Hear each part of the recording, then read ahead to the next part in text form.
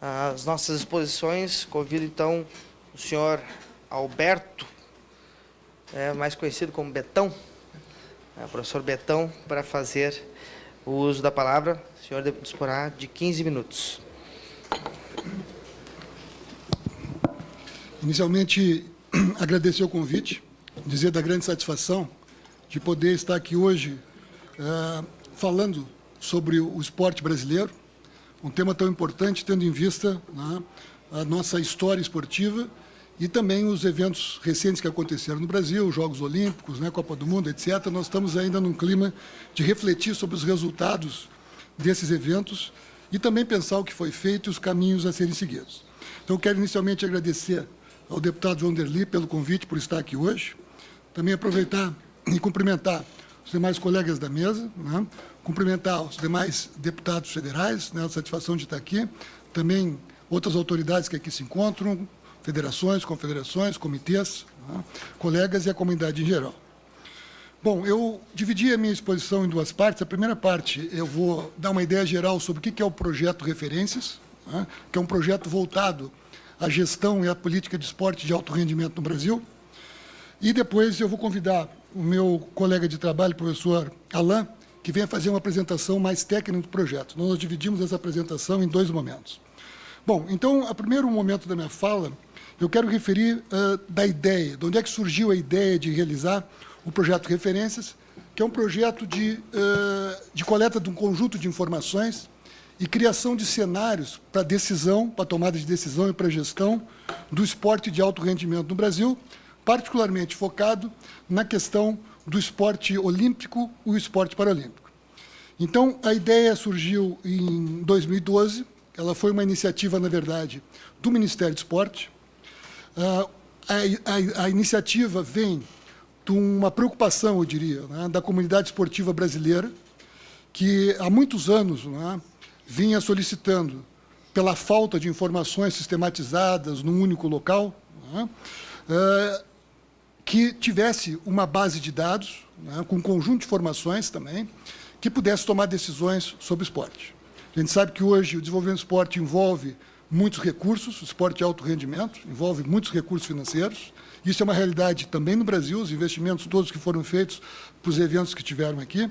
E, obviamente, por se tratar de uma grande quantidade de recursos públicos, ele exige também uma qualidade na gestão, transparência, governança, uma série de itens que hoje fazem parte, né, daquilo que se entende internacionalmente como os padrões de qualidade do esporte de alto rendimento. Então, ele surge daí e fomos convidados, então, na Universidade Federal do Rio Grande do Sul, o Grupo de Estudos Olímpicos, hoje o Centro de Estudos Olímpicos da Universidade, porque já tínhamos uma tradição de estudos nessa área, na área da gestão e das políticas de esporte, particularmente na questão do esporte de alto rendimento. Bom, então, aceito esse convite, nós fomos buscar, então, construir uma metodologia para coletar essas informações, né? Então, hoje é importante que todos saibam, obviamente, que os meus colegas que são da área conhecem muito bem, mas como aqui nós também temos, né, uma audiência que nos acompanha também via internet, é importante dizer, né, que nós tivemos alguns diagnósticos, alguns estudos, inclusive o IBGE fez estudos sobre isso também, né, sobre dados no Brasil, mas a área do esporte de alto rendimento ainda carecia de muita informação. E nós não tínhamos, então, uma metodologia para isso, né? Bom, hoje se sabe, e é importante que se diga isso, que existem alguns fatores determinantes para o sucesso de alto rendimento. Isso é importante, né? Existe, eu diria, quase um modelo hoje de pensar o esporte de alto rendimento no mundo, né?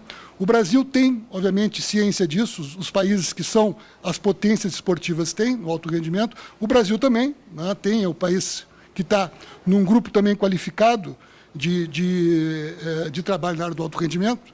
Então, eu diria que a comunidade acadêmica e a comunidade esportiva já sabe hoje o que é necessário fazer para que se atinja o sucesso no esporte de alto rendimento. Bom, então nós diríamos o quê? Bom, um dos aspectos fundamentais justamente diz respeito ao financiamento do esporte, né? Lamentavelmente, nós não tínhamos ainda, e desenvolvemos depois com referências, uma forma de coletar essas informações, porque são várias fontes, depois o Alain vai mostrar algumas dessas fontes, são várias fontes de recursos, e não sabe muito bem como é que esses recursos, para onde eles vão, no que eles são gastos, e assim por diante, não se tem informação sistematizada sobre isso. Então, um dos aspectos, um dos grandes desafios, foi fazer o levantamento sobre a legislação, sobre o financiamento. E como no Brasil o financiamento é muito ligado ao financiamento público, um levantamento da legislação também foi importante. E aqui é importante justamente por estarmos nessa casa aqui, com os deputados federais, né, que, bom, a legislação, obviamente, esportiva brasileira, ela coloca uma série de oportunidades para o esporte, mas também coloca uma série de restrições, de limitações. Então, a importância de fazer o levantamento da legislação, tanto a legislação nacional, federal, né, como a legislação dos estados e municípios, é para que nós possamos justamente entender como é que se estrutura essa questão e quais são os gargalos e quais são os facilitadores da legislação. Então, o estudo se focou também na legislação esportiva, temos um grande levantamento sobre isso, né, justamente para essa conexão com o financiamento, que é uma característica muito peculiar, eu diria assim, do nosso contexto brasileiro. Em outros países não acontece assim. Bom, também a infraestrutura, então eu diria, um país que quer chegar ao sucesso no esporte, ele precisa investir grandes recursos financeiros, ele precisa ter uma legislação facilitadora, né? Precisa ter uma infraestrutura esportiva e materiais de qualidade, isso serve para tanto a iniciação esportiva, como para o treinamento, como para a participação em competição, né? Pessoal qualificado, esse pessoal qualificado vem de diferentes tipos, fisioterapeutas, médicos, treinadores, árbitros, gestores e assim por diante, né? Tem que se instalar uma cultura esportiva. Bom, então nós diríamos assim, há uma série de fatores, eu estou simplificando aqui, né, o suporte atleta, ciência, tecnologia, etc. E é o conjunto, justamente, desse conjunto de fatores que nos leva a ter o sucesso.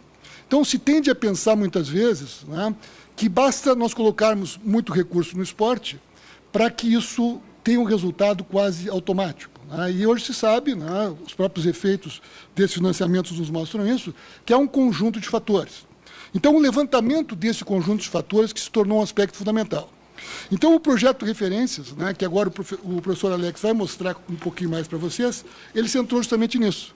Coletar esse conjunto de informações, tá, que essas informações fiquem disponíveis aos gestores, sejam os gestores que trabalham em instâncias governamentais, como também os gestores de federações, clubes e assim por diante, né, que possam fazer uso dessas informações para um processo de tomada de decisão. Então, basicamente, essa é a ideia. Bom, obviamente, pessoal, nós temos uma discussão em curso no Brasil sobre o Sistema Nacional de Esporte. É uma discussão relevante, justamente porque o Sistema Nacional permite uma visão mais integrada de todos esses fatores, né? E, bom, é um levantamento que nós vamos apresentar para vocês, a ideia, né, que foi feita de 2018 a 2016, sob várias dimensões, né? E, obviamente, isso precisa de uma continuidade, nós precisamos sistematicamente coletar essas informações, e ele ficou caracterizado, na época, como um tipo de legado dos Jogos, um legado de informação, de gestão de informação, para as futuras gerações de atletas olímpicos e paralímpicos, para que nós pudéssemos pensar 2 ciclos olímpicos, no mínimo 2 ciclos olímpicos à frente. Então, por isso, precisamos sempre ter essas informações atualizadas, para que aí os nossos gestores possam tomar as decisões, vendo o cenário atual e projetando o cenário futuro. Então, muito rapidamente, pelo tempo que tem, depois fico à disposição para as perguntas, é dar um panorama mais ou menos geral sobre isso, e passo agora, então, ao colega Alain, para que possa mostrar para vocês, possam visualizar isso de uma maneira mais clara. Boa tarde a todos. Em primeiro lugar, agradeço